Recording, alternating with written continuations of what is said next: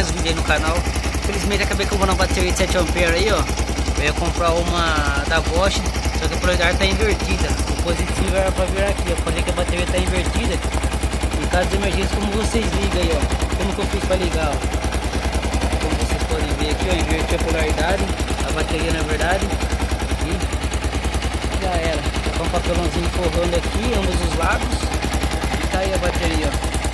Então acabei aí, a outra aí acabou descarregando aí, eu vou ter que ativar ela para não ficar parado. Acabei fazendo esse procedimento aí. Então quando vocês compram uma bateria aí de polarização invertida, normalmente XR, MX, motos maiores, o positivo fica aqui e o negativo aqui. Como eu comprei a polaridade está invertida, eu inverti a bateria.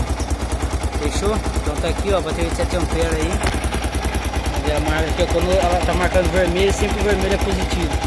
E o sem nada aqui é o negativo, fechou? Então mais um vídeo aí instruindo vocês, rapaziada, como que acontece com vocês aí, que nem aconteceu comigo. A forma de você ligar e deixar. Agora vou colocar uns protetorzinhos de papelão, forrar com papelão e travar certinho. Vamos, rapaziada, o XR tá voltando, com o tempo que parado porque a bateria arriou, infelizmente. Mas estamos voltando aí. Até o próximo vídeo, valeu, falou, Deus com Deus e